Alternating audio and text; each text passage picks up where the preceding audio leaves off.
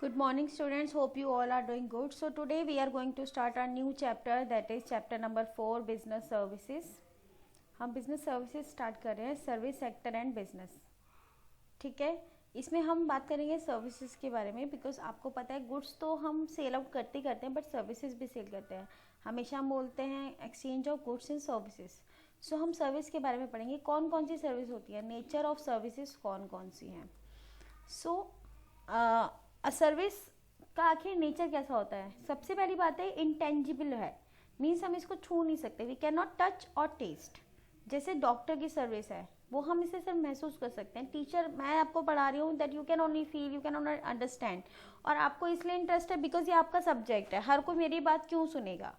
ठीक है, तो सर्विसेज आर इंटेंजिबल और गुड्स कैसे होते हैं, टेंजिबल, क्योंकि हम उन्हें टच कर सकते हैं, उन्हें टेस्ट कर सकते हैं.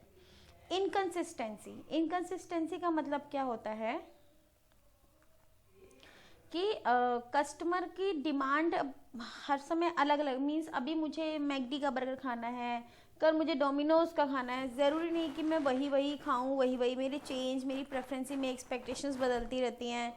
मुझे मैं डेली जियो का नेटवर्क या एयरटेल यूज़ करती हूँ, लेकिन कई जगह पे मेरे सिग्नल नहीं मिलते हैं, then I got frustrated. So always there is changing in demand.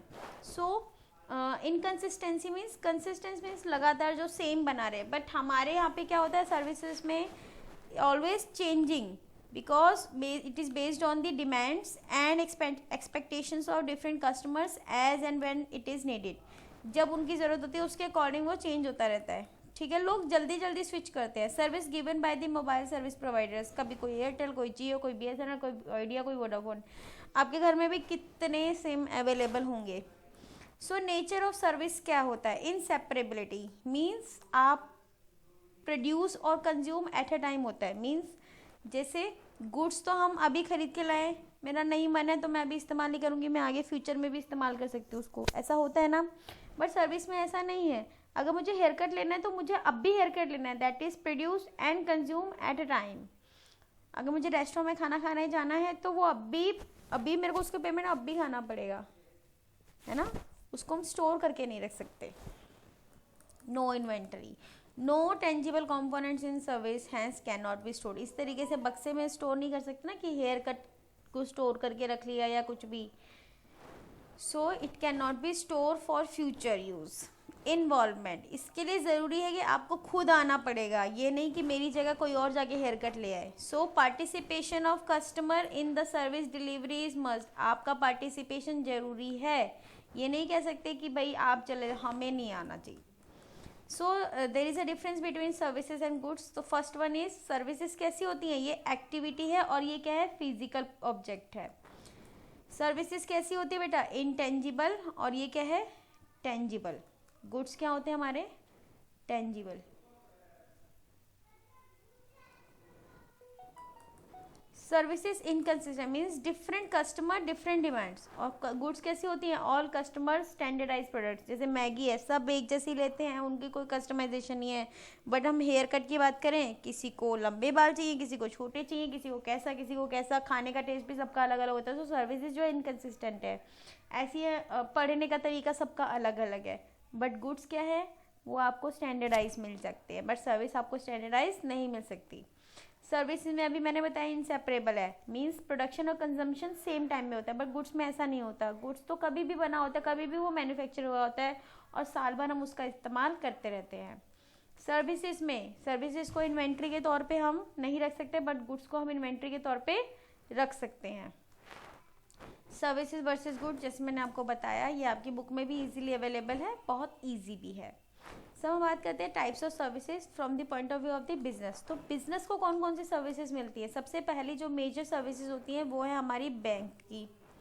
ठीक है, they provide services to business enterprises for the conduct of their activities. ये ट्रांसपोर्टेशन की, और ये हमारी इंश्योरेंस की. देखो आपको अम्ब्रेला दिखाई दे रहा है, क्या है इसका मतलब, ये घर है, घर पे हमने इसको कवर किया है, मीन्स हमने इंश्योरेंस लिया है. तो bank, insurance and transportation, major services.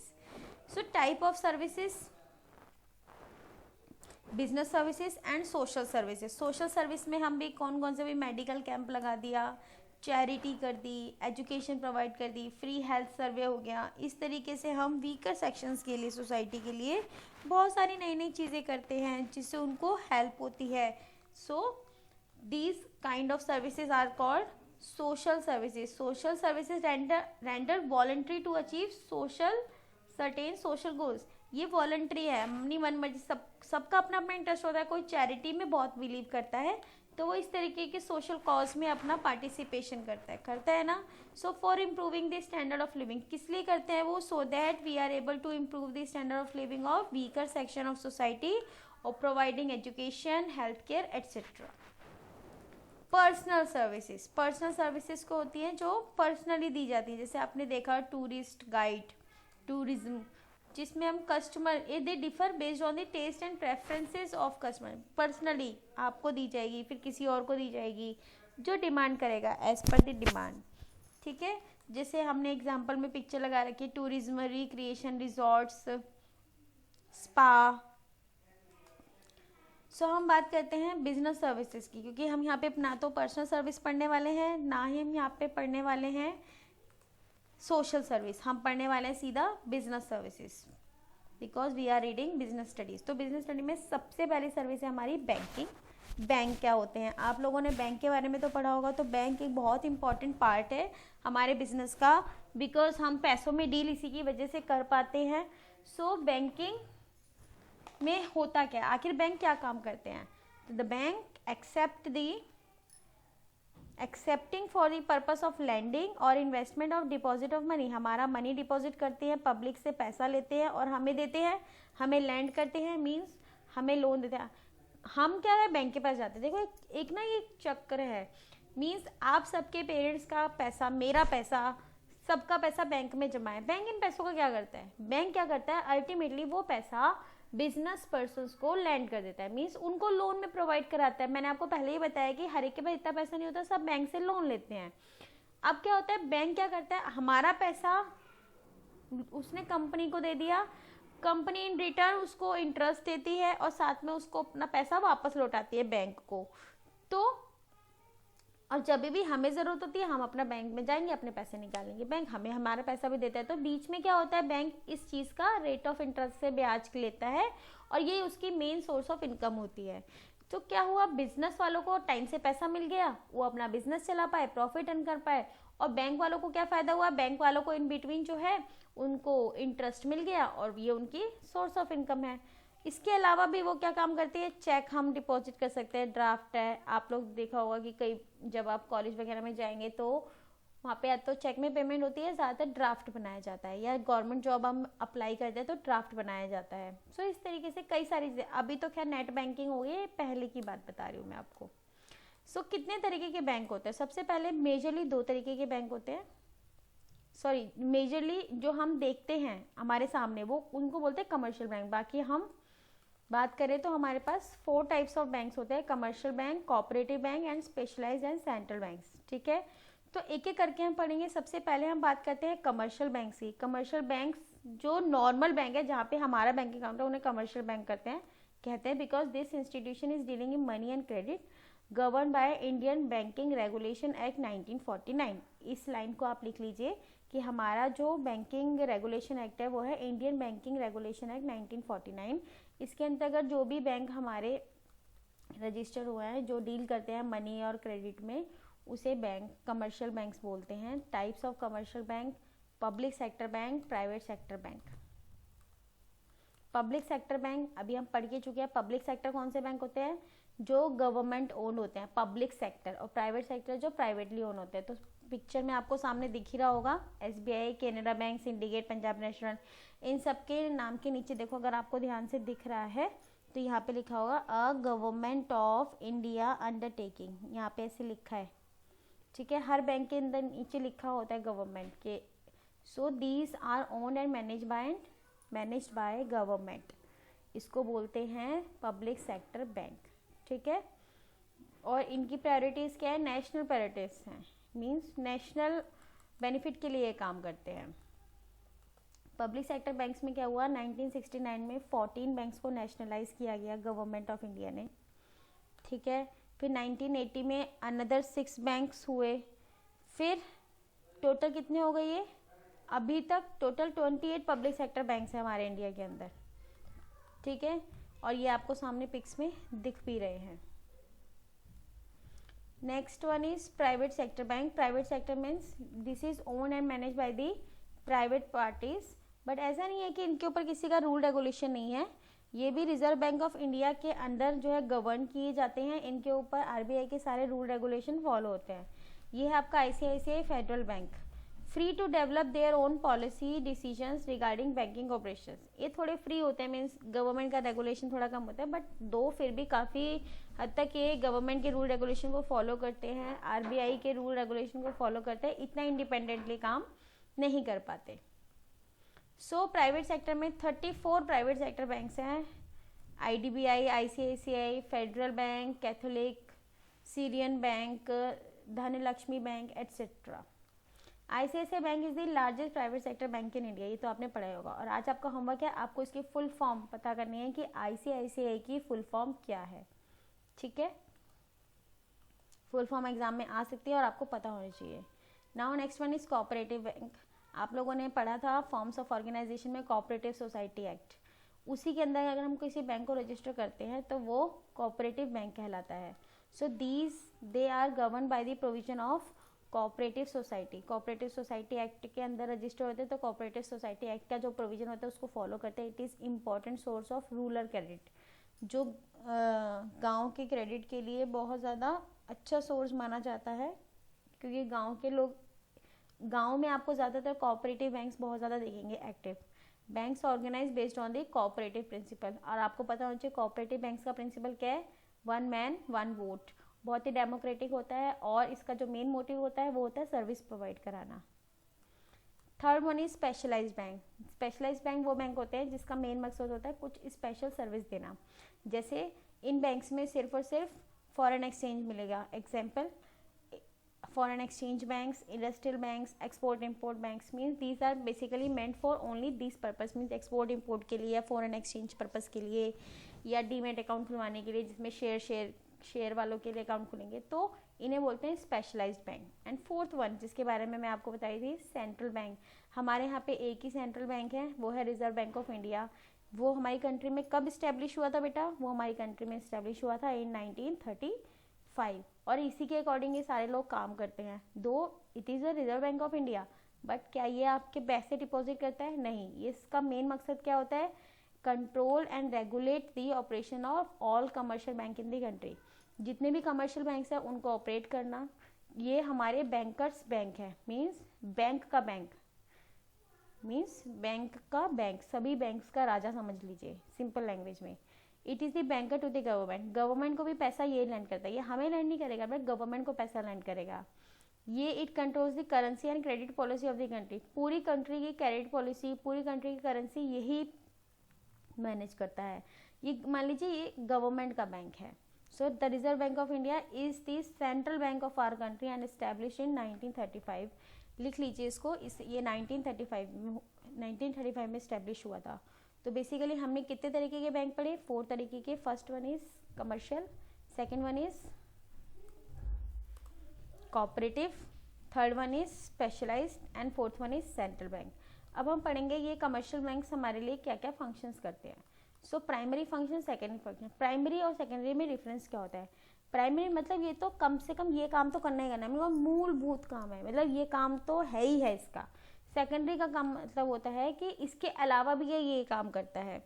तो प्राइमरी फंक्शन होता है मतलब ये तो होगा ही, मतलब किसी बंदे को पता हो नहीं पता हो कि बैंक में हम अदर काम, आप देखना आगे आगे बहुत सारे काम जो है सेकेंडरी में होते हैं, वो किसी को पता हो नहीं पता हो, लेकिन ये तो जरूर लोगों को पता है कि बैंक में पैसा जमा होता है जी, बैंक से पैसा निकाला जाता है, ये प्राइमरी काम है, तो ये प्राइमरी फंक्शन होगा। बट इसके अलावा बैंक बहुत सारे काम करते हैं जो आप आगे अभी पढ़ेंगे। तो first one is primary function. Primary function क्या होता है, सबसे पहला एक्सेप्टिंग डिपॉजिट। अभी मैंने आपको बताया कि ये सबसे पहला फंक्शन तो यही है कि ये आपके डिपॉजिट को एक्सेप्ट करता है। घर में रखने से तो भाई पैसा चोरी भी हो सकता है, ठीक है, और उसके ऊपर कोई ब्याज भी नहीं मिलेगा आपको, तो बेटर है कि आप जो है पैसा यहाँ पे जमा कर दीजिए। तो वो आसानी से आपका मना नहीं करेगा, आप पैसा जमा कराना चाहिए बिल्कुल जमा कर लेगा। अब किन किन तरीक़ों से आप जमा कर सकते हैं? आप एफडी कर सकते हैं, इसको बोलते हैं फिक्स्ड डिपॉजिट। फिक्स्ड डिपॉजिट कर दीजिए। सेविंग बैंक में डिपॉजिट कर दीजिए। फिक्स डिपॉजिट में क्या होता है, आपका जो अमाउंट है वो एक फिक्स टर्म के लिए डिपॉजिट हो गया, अब आप उसको उसी समय के बाद निकाल सकते हैं, उसके ऊपर आपको बैंक जो है इंटरेस्ट देगा। कई बच्चों के मन में आता है मैडम फिर तो हमारा पैसा ब्लॉक हो गया। बिल्कुल भी नहीं, अगर आप चाहें तो आप अपनी एफडी बीच में तोड़वा सकते हैं, बट आपको जो इंटरेस्ट है, रेट ऑफ इंटरेस्ट है, उसी के हिसाब से मिलेगा जितने पीरियड के लिए आपने पैसा रखा है। ठीक है, there are some certain rule and regulation, हर बैंक के अलग अलग होते हैं। अब हम बात करते हैं सेविंग बैंक डिपॉजिट। जनरली सबका सेविंग बैंक अकाउंट होता है, बहुत ही सिंपल होता है, कभी भी पैसा जमा करा दीजिए, कभी भी पैसा निकाल लीजिए, थोड़ा बहुत ही मिनिमम रेट ऑफ इंटरेस्ट मिलता है। बट फिक्स डिपॉजिट में आपको अच्छा खासा इंटरेस्ट मिलता है सेविंग डिपॉजिट से ज़्यादा। क्यों? क्योंकि ऑब्वियसली वो फिक्स टर्म के लिए है, आप बैंक को पता है अब आप उससे पहले पैसा मांगने नहीं आएंगे, तो उस पर अच्छा ब्याज मिलता है, लेकिन सेविंग बैंक में ऐसा नहीं है। नाउ हम बात करते हैं करंट डिपॉजिट। करंट डिपॉजिट जो है वो हम लोग नहीं कर सकते हैं, सिर्फ बिजनेस पर्सन कर सकते हैं। इसमें क्या होता है कि सेविंग बैंक में मान लीजिए आपके 10,000 रुपये, तो आप सिर्फ 10,000 रुपये तक निकाल सकते हैं बैंक से। लेकिन एक बिजनेसमैन करंट अकाउंट खुलवाता है, करंट डिपॉजिट खुलवाता है। उस करंट अकाउंट के अंदर क्या होता है कि अगर मान लीजिए आपका 10,000 है और बैंक क्या करती है, आपकी अपनी क्रेडिट वर्दीनेस देख लेती है कि ये बंदे के पास क्या स्टेटस है, कितना इसका बिजनेस चलता है, उसके हिसाब से ये आपकी वैल्यू निकाल लेगी और वो आपको करंट डिपॉजिट में ओवर एंड अबव जो आपका बैलेंस है एक लिमिट तय कर देगी कि इस लिमिट तक आप over and above of the account अपना पैसा निकाल सकते हैं। एग्जांपल मान लीजिए आपके अकाउंट में 10,000 रुपये है, लेकिन आपको 15,000 की ज़रूरत है, तो आप 15,000 रुपये निकाल सकते हैं। आपको सुन के हैरानी लगेंगे बिकॉज ये करंट अकाउंट है, बट क्यों फ्री में नहीं, 5,000 पे वो बैंक आपसे इंटरेस्ट लेगा। बट क्यों दिया है उसने? क्योंकि आप एक प्रिविलेज्ड कस्टमर हो उसके लिए, ठीक है, और बिजनेस पर्सन हो, आपकी गुडविल अच्छी है, आपका क्रेडिट वर्दीनेस अच्छा है, तो बैंक जो है आपको क्रेडिट फैसिलिटी प्रोवाइड कराती है। इसे बोलते हैं करंट डिपॉजिट। बट ये चीज़ सेविंग डिपॉजिट में नहीं है। सेविंग में आपकी सेविंग्स जो होती हैं उसी को आप निकाल सकते हो, बट करंट डिपॉजिट में ओवर एंड अबव, फिर with in the limited time period आपको वो पैसा अपने बैंक को वापस करना होगा, ये नहीं कि आपको हमेशा के लिए मिल जाएगा। तो करंट अकाउंट सिर्फ बिजनेस पर्सन के लिए है, जो आपके अमाउंट से ओवर एंड अबव निकालने में आपकी मदद करता है। इसको आज अच्छे से रीड कर लीजिएगा, क्योंकि सेविंग अकाउंट क्या होता है, करंट अकाउंट क्या होता है, आपको पता होनी चाहिए। ठीक है, in case you have any query you can ask me later on. Recurring deposit, recurring का मतलब होता है ऐसा डिपॉजिट जो एक फिक्स्ड है। मान लीजिए मैं हर महीने 1 तारीख को 10 रुपये अपने बैंक अकाउंट में जमा कराती हूँ, तो ये मेरा रेकरिंग है, बार बार मैं वही काम करती हूँ, रिकर हो रहा है, रेकरिंग हो रहा है। इसका नेचर कैसा है? रेकरिंग है, मतलब सेम चीज़ बार बार रिपीट होने को रेकरिंग बोलते हैं। तो ऐसा डिपॉजिट जो बार बार एक ही दिन पे मीन्स फिक्स टाइम पे फिक्स्ड अमाउंट मैं अपने बैंक में जमा करती हूँ, उसे रेकरिंग डिपॉजिट बोलते हैं। सो ये एक अलग फैसिलिटी है। देखो सेविंग बैंक में ऐसा नहीं होता ना, आप जब मर्जी जाओ पैसा जमा करो, जब मर्जी जाओ निकाल लो, जिस भी डेट पे निकाल सकते हो। बट रेकरिंग में आपको वो काम बार बार करना होगा, बिकॉज वो रेकरिंग डिपॉजिट है और उस पर आपको अलग से इंटरेस्ट मिलेगा। आपने सुना होगा जैसे फिक्स डिपॉजिट को एफडी बोलते हैं, रेकरिंग डिपॉजिट को आरडी बोलते हैं कि मेरी आरडी चल रही है। आप अपने पेरेंट्स से भी कंसल्ट कर सकते हैं रिगार्डिंग दीज फंक्शंस, वो आपको और अच्छे से बता पाएंगे। प्रैक्टिकल नॉलेज का भी बैंक चाहिए, साथ में प्रैक्टिकल नॉलेज आपको पता चलेगी। सो सेकंड काम क्या किया? पहला काम क्या है? एक्सेप्टिंग डिपॉजिट, कि वो आपकी डिपॉजिट लेता है। सेकंड वन इज आप फंड्स लैंड करता है, मीन्स लोन देता है। लोन हम भी ले सकते हैं, ऐसी बात नहीं है, बट क्या हम बिजनेस पर्पज के लिए लोन लेंगे? नहीं, हम पर्सनली लोन लेंगे, होम लोन लेंगे, एजुकेशन लोन लेंगे या पर्सनल लोन लेंगे। सो द मेन पर्पज क्या है? It is the main business of commercial bank and interest charge. मैंने आपको बताया था कि मेन काम ही यही है कि लोगों को पैसा देना और उससे इंटरेस्ट चार्ज करना, इससे उनकी इनकम बनती है। And such advance is the main source of income, और यही उनके इनकम का मेन सोर्स है। वो हमें भी लोन देते हैं और बिजनेस पर्सन को भी लोन देते हैं। It may be in the form of cash credit, cash में पैसा देना। और जो मैंने आपको अभी ऊपर करंट अकाउंट के बारे में बताया था कि हम over and above the account हम पैसा निकाल सकते हैं, उस चीज़ को बोलते हैं ओवर ड्राफ्ट। क्या बोलते हैं? ओवर मतलब ज़्यादा, हम ज़्यादा पैसा निकाल सकते हैं। कौन से अकाउंट से? करंट अकाउंट से।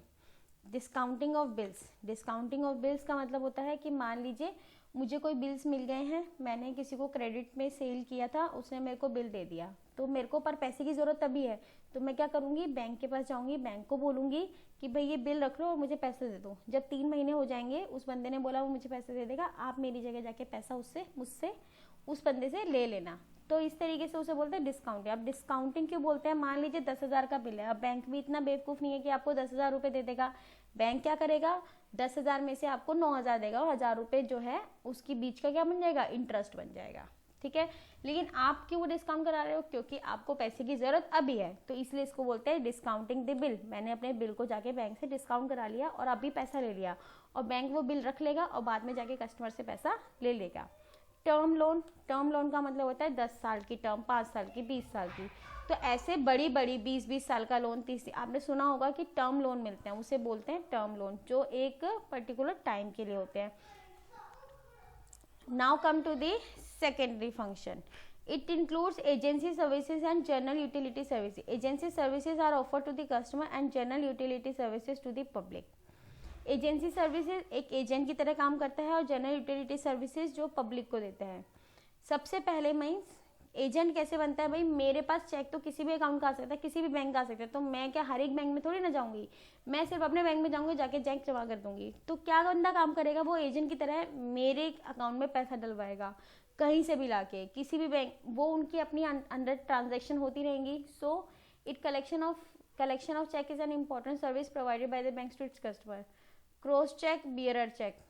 क्रॉस चेक क्या होता है, it encashed only through account, and bearer cheque encashed at the bank counters. देखो ये जो आपका चेक सामने फोटो दिखाई दे रही है, इसके ऊपर यहाँ पे दो लाइन लगी हैं, इसका मतलब होता है ये जो चेक है ये क्रॉस चेक है, मीन्स इसका जो पैसा है आपके बैंक अकाउंट में आएगा, सीधा किस में आएगा, बैंक अकाउंट में आएगा, लिखा है ना through account only.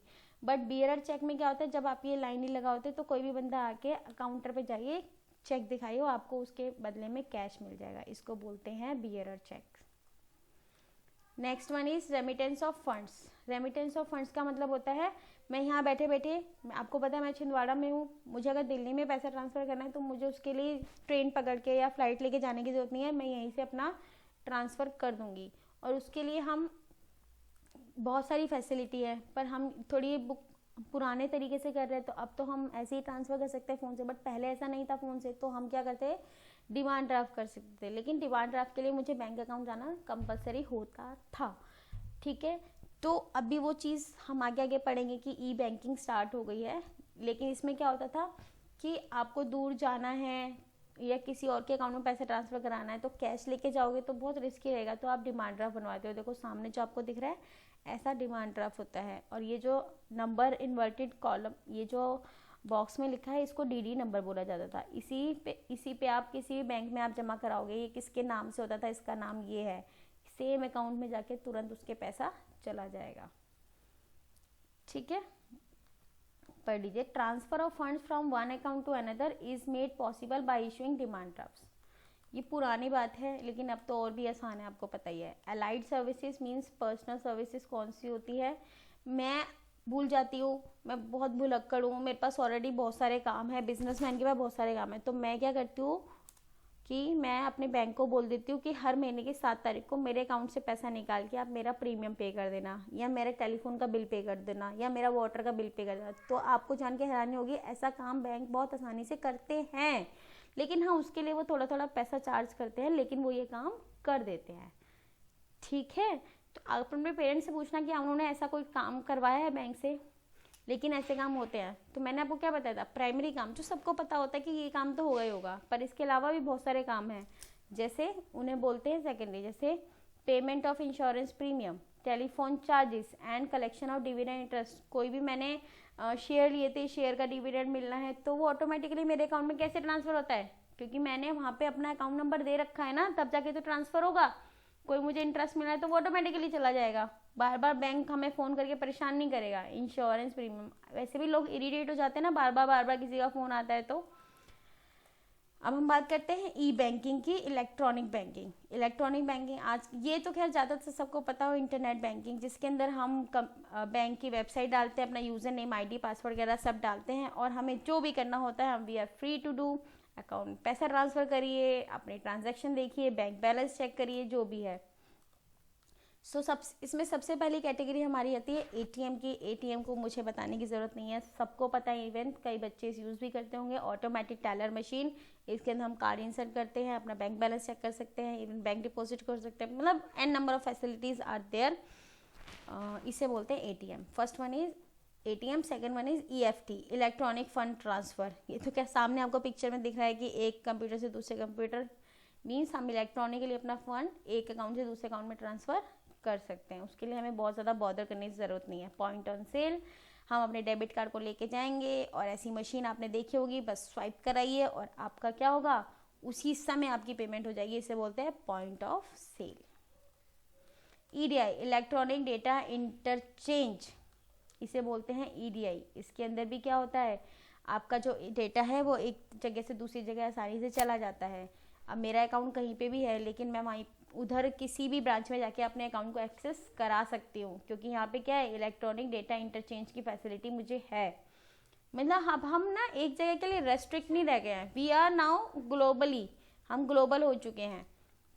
Credit cards, आपको पता ही है क्रेडिट कार्ड से क्या होता है, we can shop, we can make payments, we can pay our bills. So credit card की फैसिलिटी भी हमें बैंक देता है। इस कार्ड से ही सब स्वाइप करते जाइए और आपके अकाउंट्स में डिडक्ट होना शुरू हो जाएगा। None other than is benefits, any time service. E banking का सबसे बड़ा बेनिफिट है, कभी भी ये सर्विस प्रोवाइड हो सकती है, कहीं भी हो सकती है, एनीवेयर। देख लिए बंदा कहाँ पे बैठ के काम कर रहा है। क्रिएट्स फाइनेंशियल डिसिप्लिन, मीन्स कोई जल्दबाजी नहीं, आराम से काम होगा, ठीक है। सो डिसिप्लिन मेंटेन करता है e banking. Less risk and greater security, means आप पैसा लेके जाओगे चोरी हो जाएगा, तो बेटर है कि आप कार्ड लेके जाइए। कार्ड भी चोरी हो सकता है, लेकिन आप उसको ब्लॉक भी करा सकते हैं, है ना। So less risk and greater security आपको मिलती है। वर्कलोड ऑन ब्रांचेस रिड्यूस नहीं है, इतनी लंबी लंबी लाइन में खड़ा होना पड़ता था, तो अब क्या हुआ, अब इससे ई बैंकिंग से जो वर्कलोड है वो लोगों पे कम हो गया है, बैंक्स पे स्पेशली, ठीक है। सो सेकंड वन हमारा इंश्योरेंस है, जिसके बारे में हम नेक्स्ट क्लास में पढ़ेंगे। होप आपको समझ में आएगा बैंकिंग हमारे बिजनेस के लिए कितनी फैसिलिटी है। आज आपको सब बच्चों को बैंक्स पढ़ना है, बैंक क्या करते हैं, बैंक कितने तरीके के हम अकाउंट खोल सकते हैं, क्या ई बैंकिंग कैसी होती है। और in case you have any doubt please contact me. Thank you.